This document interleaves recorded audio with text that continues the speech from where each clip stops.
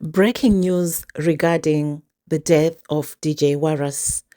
Police in South Africa has confirmed that two suspects have been arrested in connection with the case, and new details are beginning to emerge. At this stage, I would say that the two that approached Warwick, they are not the three that approached Warwick. These are not they are not part of those three.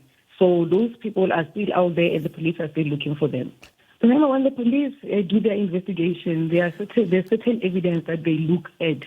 There's technological evidence, there's evidence which was found on the scene. There's a lot of evidence that they look at, and one of those evidence certified what the police were suspecting, that these two were involved. Hence, they have been arrested.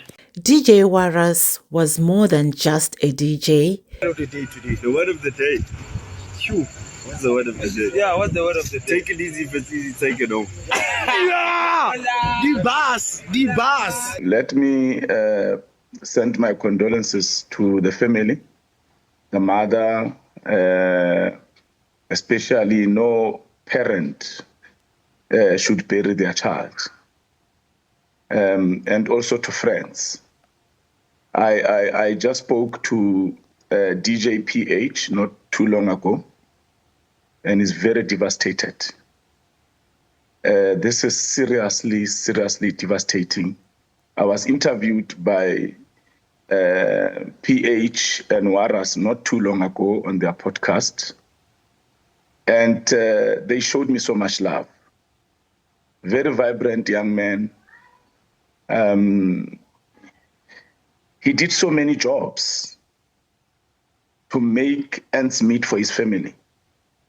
He was a respected figure in South Africa's entertainment scene, known for his work behind the decks, his collaborations and energy he brought to events across the country. His passing shocked fans, fellow artists, and the industry at large. Tributes poured in from musicians, media personalities, and supporters who described him as humble, passionate, and dedicated to his craft. Since his death, many questions have remained unanswered, and the public has been demanding justice. In a major development, police have confirmed that two suspects have been arrested in connection with DJ Waras' case. According to reports, the arrest come after ongoing investigations and information gathered by law enforcement. At this stage, authorities have not released the identities of the suspects and no convictions have been made, meaning the suspects are presumed innocent until proven guilty in a court of law. Police have also not yet disclosed the exact charges or whether additional arrest may follow. Here is what has been officially shared so far.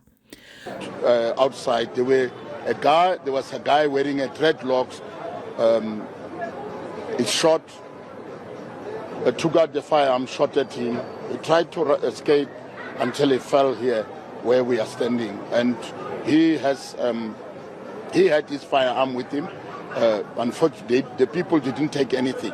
But from the video footages which we viewed all over the place here, it came clear that there were about 3 people who were involved in the whole thing. But the one who shot him is having dreadlocks on the head, and the one who was with him after he shot, it's somebody wearing something that replicates security uniform. 2 individuals are currently in police custody. The arrests are directly linked to the investigation into DJ Waras' death. Investigations are ongoing. More details are expected to be revealed once the suspects appear in court. Authorities have urged the public to remain patient and allow the legal process to take its course. As the news of arrest broke, social media reacted immediately. Many fans expressed relief, saying this is a step closer to justice for DJ Waras and his loved ones. Others have called on police to ensure the case is handled thoroughly and transparently with no rush to conclusions and no protection for anyone involved. At the same time, some users have urged caution, reminding the public not to spread rumors or misinformation while investigations are still underway. While no official statement has yet been released by DJ Warra's family regarding the arrest, supporters and industry colleagues continue to send messages of strength and solidarity. The entertainment industry in South Africa has repeatedly emphasized the need for justice, not only for DJ Warras, but as part of a larger call to address violence and crime affecting artists and creatives in South Africa. This case has sparked wider conversations about safety in the entertainment industry, accountability, and the need for proper investigations. The arrest of suspects does not mark the end of the journey. It marks the beginning of a legal process that many hope will bring clarity, truth, and justice. More to follow. The contract, because it was a previously hijacked building, a semi-hijacked building, the owner was like, yo, people are fucking up my shit. Can you come in with the Zulus?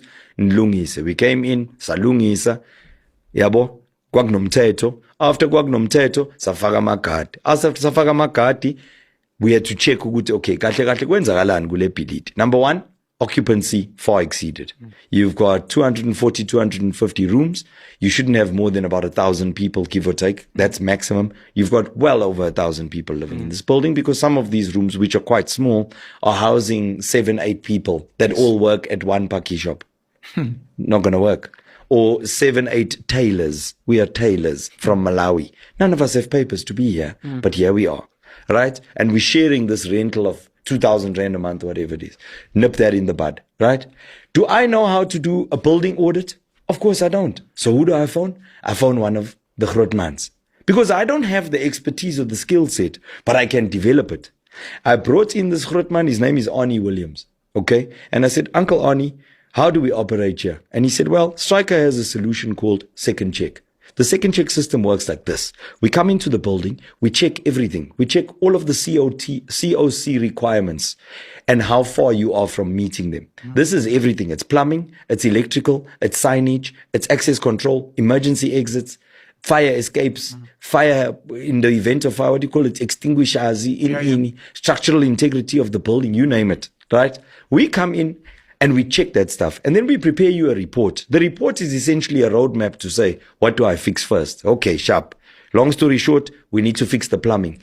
I don't know fuck all about plumbing. I just saw ukuthi kuyavuza lapha esinkin. Sure. Right? What do? I phone another Grootman. Wes Lang runs a electrical business. He's an electrician by profession. I asked him to come and look. When I looked at that place, I thought it was bad. Sure. It's like, it looks like it's a fuck up. But I don't know anything about electrical. So I bring him in. He looked at it and he said, this is a clusterfuck. There is illegal connections. There is bridging. There is this. There is that. Yeah. There's places where the wire is running from the globe in the ceiling, Ikichimala, to come and run a plug with fridge. Sure. Sure. I'm like, yo, damn. He explains to me, I'm like, Uncle Wes, the plumbing, I see the sink is leaking. He's like, sink is leaking? Nigga, this is happening and this is happening. You've got a much bigger crisis than that. Call this guy. Sure. Call in a plumber. What race is the plumber? White, Afrikaans. My friend, let me tell you something. If I can show you what it looked like compared to what these guys put together, you'll understand why umsebenzi wakhe. You understand? The plumber comes in, he looks at the thing, he says, no, this doesn't work because when your occupancy goes up, the number of people that are shitting goes up. If a building is designed for 600 people to be shitting, ingalunga. If 1,800 people start shitting into the same toilets and the same pipes, you're going to have a problem. Yes. Traffic, Baba. Nasok.